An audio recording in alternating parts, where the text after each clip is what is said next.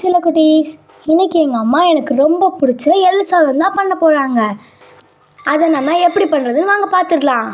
அதுக்கு நம்ம உளுந்து எடுத்து வறுத்துக்கலாம். ஆனால் எண்ணெய் மட்டும் ஊற்றிடாதீங்க. நல்லா ட்ரையாக வறுத்து எடுத்துக்கோங்க.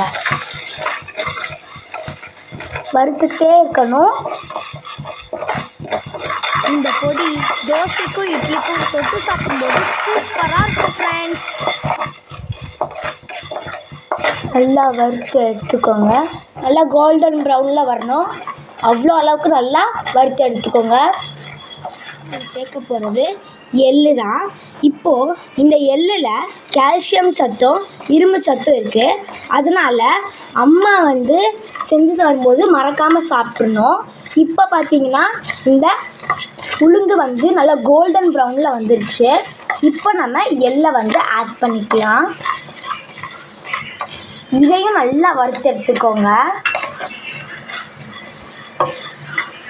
ஸோ இதை மறக்காமல் சாப்பிட்றணும். வேண்டான்னு சொல்லவே கூடாது சில குட்டீஸ். அம்மா செஞ்சு கொடுக்க எதில் நல்ல சத்து இருந்தாலும் நம்ம சாப்பிட்டுட்டு தான் இருக்கணும்.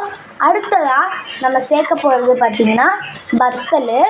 உங்களுக்கு காரம் பிடிக்கும் அப்படின்னா நீங்கள் வத்தல் நிறையாவே ஆட் பண்ணிக்கலாம். உங்களுக்கு காரம் கொஞ்சம் தான் பிடிக்கும் அப்படின்னா கொஞ்சமாகவே ஆட் பண்ணிக்கோங்க.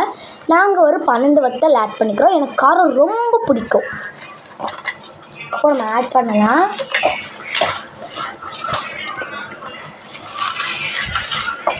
ஆட் பண்ணியாச்சு. நல்லா இதை நம்ம வறுத்து எடுத்துக்கணும். நல்லா வறுத்துக்கோங்க. நல்லா வறுத்துக்கோங்க. இப்போ நல்லா அது எள்ளு நல்லா வெடிக்கணும்.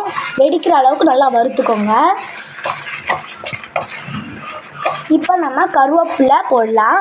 கொஞ்சமாக கருவேப்பிலை ஆட் பண்ணி இதையும் நல்லா வறுத்து எடுத்துக்கோங்க.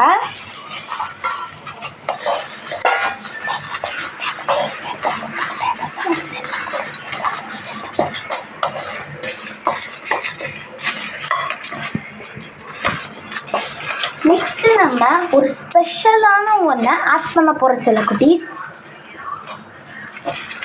இப்போ நம்ம முருங்கைக்கீரை தான் ஆட் பண்ண போகிறோம். அந்த முருங்கைக்கீரையை நம்ம பறித்து அதை காய வச்சு நம்ம ஆட் பண்ணணும்.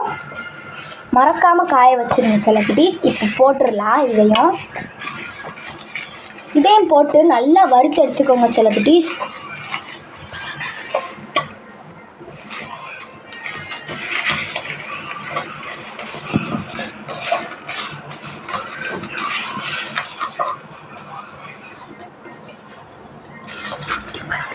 நெக்ஸ்ட்டு நம்ம ஆட் பண்ண போகிறது என்னன்னு பார்த்தீங்கன்னா 4 பல் பூண்டு எடுத்துக்கோங்க.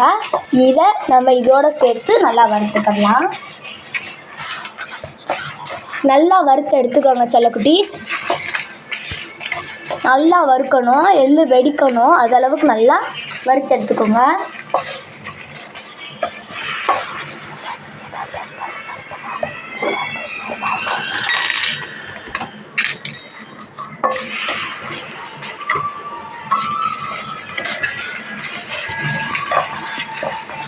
அடுத்ததாக நம்ம சேர்க்க போகிறது கட்டி பெருங்காயம். இது ஒரு 3 சேர்த்துக்கிறோம்.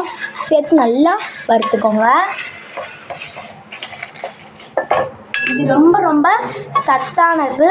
இதை நம்ம எனக்கு சாப்பிட வேணாம் அப்படின்னு சொல்லவே கூடாது. சாப்பிடணும்.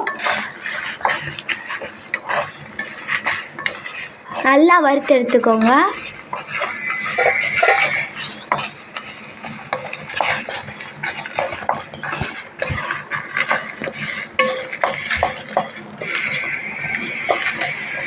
இது ரொம்ப உடம்புக்கு நல்லது. பெரியவங்களும் சாப்பிட்லாம், சின்ன பசங்களும் சாப்பிட்லாம். ரொம்ப ரொம்ப சத்தானது. இரும்பு சத்து இதில் நிறையா இருக்குது. கீரை பிடிக்காதவங்களும் இதை சாப்பிடுவாங்க. ஸோ இது மறக்காமல் நீங்கள் சாப்பிடணும். ஸ்கிப் பண்ணவே கூடாது. கடைசி வரைக்கும் பாருங்கள் சில குட்டீஸ்.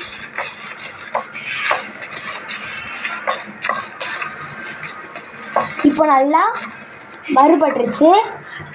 இப்போ நம்ம ஆற வச்சு எடுத்துக்கலாம். நம்ம வறுத்தது நல்லா ஆறிடுச்சு.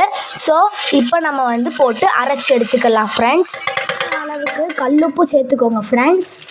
இது ரொம்ப சத்தானதுன்னு சொன்னேன்னு தெரியுமா? ஏன்னா அதில் அயோடின் சத்து நிறையா இருக்குது. அதனால கல் உப்பு சேர்த்துக்கோங்க. அந்த பொடியையும் அந்த சாதத்தையும் போட்டு நல்லா கிளறி சாப்பிட போகிறோம். ஃபஸ்ட்டு கொஞ்சமாக எண்ணெய் சேர்த்துக்கோங்க, நல்லெண்ணெய் சேர்த்துக்கோங்க.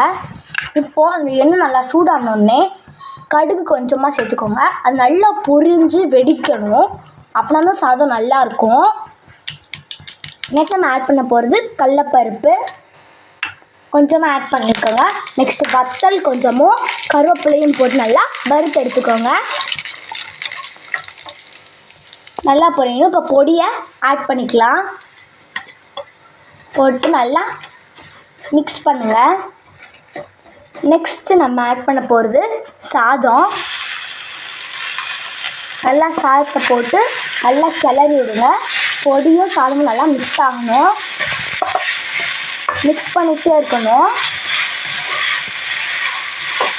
நல்லா மிக்ஸ் பண்ணிக்கோங்க.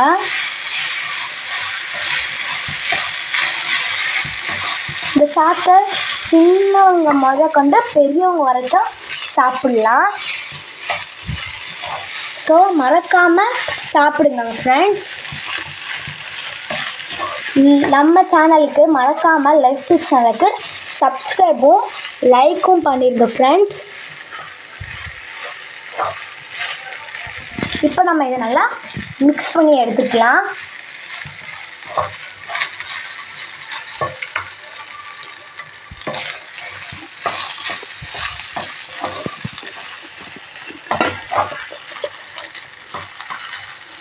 இப்போ எனக்கு பிடிச்ச எள்ளு சாதம் ரெடி ஆயிடுச்சு ஃப்ரெண்ட்ஸ். இது ரொம்ப ரொம்ப சூப்பராக இருக்கும். மறக்காமல் நீங்கள் ட்ரை பண்ணி பாருங்கள் வீட்டில்.